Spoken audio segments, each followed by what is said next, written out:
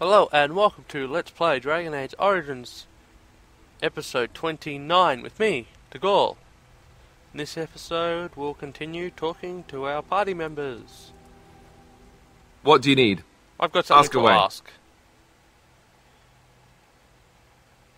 Why have you remained a Templar if you hate the Chantry? Have you seen the uniform? It's not only stylish, but well made. I'm a sucker for good tailoring. I thought the Templars wore heavy plate, mostly. That's just in public. In private, we have these yellow and purple tunics, right? Much more comfortable, and you don't break the beds when you jump on them during a pillow fight.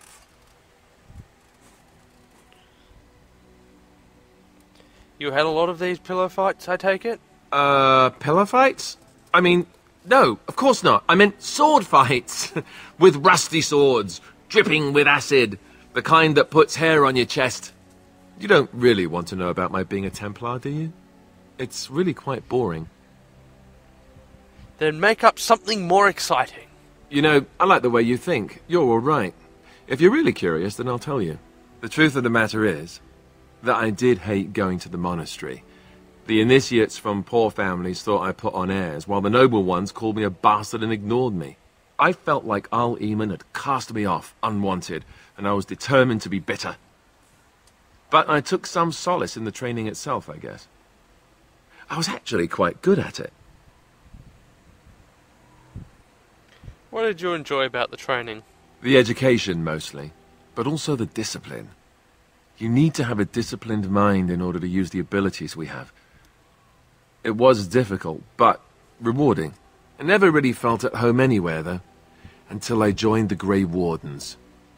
And Duncan felt my Templar abilities might be useful for when we encountered Darkspawn magic, so I kept it up. What about you? Do you have anywhere you consider home? Home is wherever camp is. We're travellers now. We won't always be travelling like this, you know. Once the war is over, once the Blight is... well, a time will come when we'll have to think about having a real home again. Though that seems like a far ways off. And I suppose the Grey Wardens are gone for good, either way. They can be rebuilt. I suppose you're right. We can create new Grey Wardens, but we'll never get back those we lost. I wonder if it would ever feel the same. Anyhow, now I've sidetracked us. We'd better get back to what we're supposed to be doing right now. What do you need? I have something to ask. Ask away. So, how did you become a Grey Warden? Same way you did. You drink some blood, you choke on it, and pass out. You haven't forgotten already, have you? I mean before that. Let's see, I was in the Chantry before. I trained for many years to become a Templar, in fact. That's where I learned most of my skills. So, you've mentioned before? It's really for the best. I'm not exactly the Chantry type, if you haven't noticed. I don't think I would have made a very good Templar. The Grand Cleric didn't want to let me go. Duncan was forced to conscript me, actually, and was she ever furious when he did. I thought she was going to have us both arrested. I was lucky. Why did the Grand Cleric want to keep you? I wondered that myself. It's not as if she valued me highly. I think she just didn't want to give anything to the Grey Wardens, is all. The Chantry didn't lose much. And I think I can do more fighting the Blight anyhow, rather than sitting in a temple somewhere. I'll always be thankful to Duncan for recruiting me. If it hadn't been for him, you know, I wouldn't have.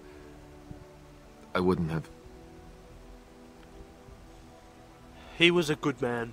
He was. A good man who didn't deserve his fate. That much I'm sure of. Come on, let's go. I think I'm done talking. And okay, that's it. I'm going to talk to Liliana now. Yes? I'd like to talk. Well, here I am. This vision of yours? I knew this would come up sooner or later. I don't know how to explain. But I had a dream. In it, there was an impenetrable darkness. It was so dense, so real. And there was a noise, a terrible, ungodly noise. I stood on a peak and watched as the darkness consumed everything. And when the storm swallowed the last of the sun's light, I fell, and the darkness drew me in.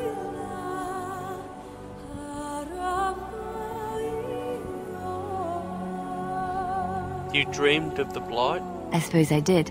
That was what the darkness was, no? When I woke, I went to the Chantry's gardens, as I always do. But that day, the rose bush in the corner had flowered. Everyone knew that bush was dead. It was grey and twisted and gnarled, the ugliest thing you ever saw. But there it was, a single beautiful rose. It was as though the Maker stretched out his hand to say, even in the midst of this darkness, there is hope and beauty. Have faith.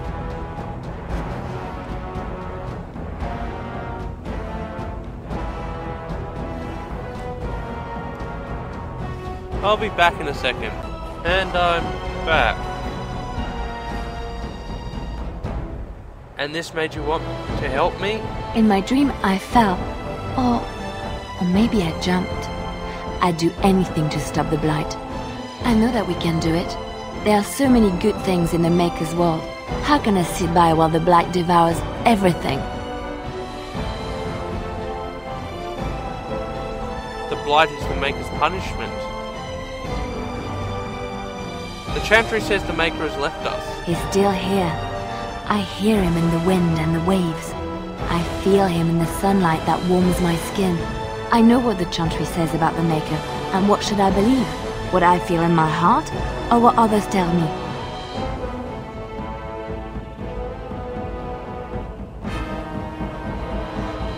Believe what you feel is right to you, Liliana. Thank you. It's nice to find someone who agrees. I know what I know, and no one will ever make that untrue. I don't understand why the music got really loud for that.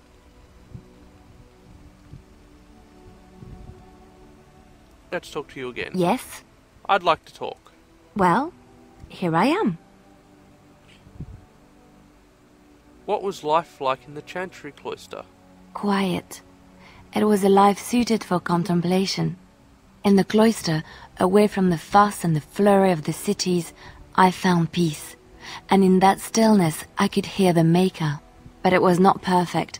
Some of my Chantry fellows were condescending. That is the nature of religious folk, I suppose. Yes, they tend to be self-righteous.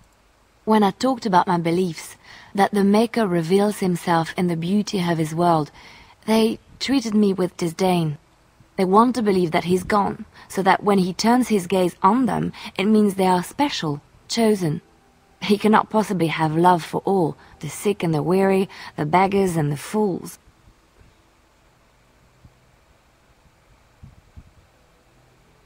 What did you say to them? What can I say to them? What they believe is what the Chantry says, and the Chantry is infallible, yes? Maybe I am wrong.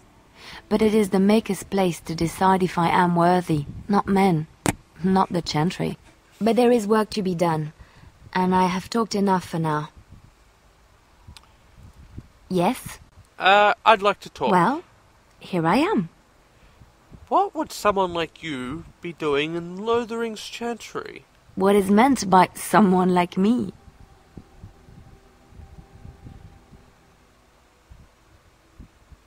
You know, a beautiful, charming woman like yourself. And there were no beautiful, charming women in the cloisters, you think? You would be wrong. There were many lovely young initiates in the Lothering cloister, all of them chaste and virtuous.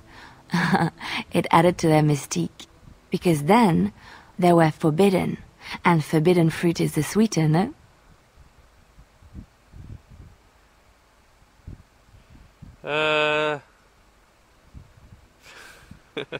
Yes, I don't think so.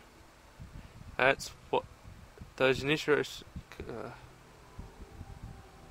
Those initiates can't have been more lovely than you. Flatterer. I, however, did not take vows, and so perhaps I am not as enigmatic. The Chantry provides succor and safe harbor to all who seek it, I chose to stay and become affirmed. And why were you seeking safe harbor? The Chantry does not pride, and you should. I desired time apart from the world. I was a traveling minstrel in Orlais. Tales and songs were my life. I performed, and they rewarded me with applause and coin. And my skill in battle? Well, you pick up different skills when you travel, yes? Yes, of course. Let's move on. Sounds like you're avoiding something. Sten, Why are we stopping? I think we should talk for a moment. There are darkspawn to be fought. Is this delay needful? Are you alright? You're in that cage for weeks. You are concerned. No need. I am fit enough to fight. You said you're in the army. I am. Why would the Kunari send soldiers here? The Antam are the eyes, hands, and mouth of the Kunari. We are how my people know the world.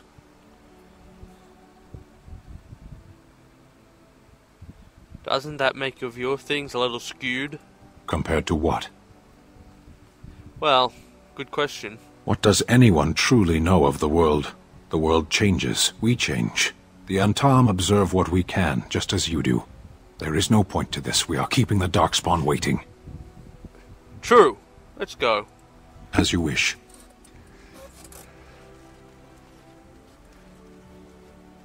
I'll talk to Stan a little more later. Morrigan, What do you wish of me? I'd like to ask something. If you must. Is Flemeth really what she seems to be? Well, that depends, does it not? What does she seem to be?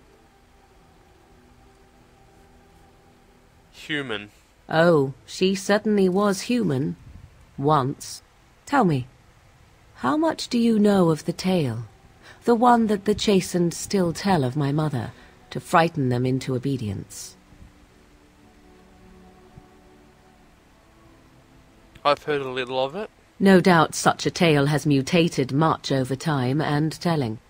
I can relay what Flemeth once told me herself, and you can decide whether or not 'tis the truth, if you desire. This tale seems like it's going to take a little while, so I'm going to do a quick cut here. Thank you for watching episode 29 of Let's Play Dragon Age Origins with me, Tagol. I hope you join me next time for episode 30.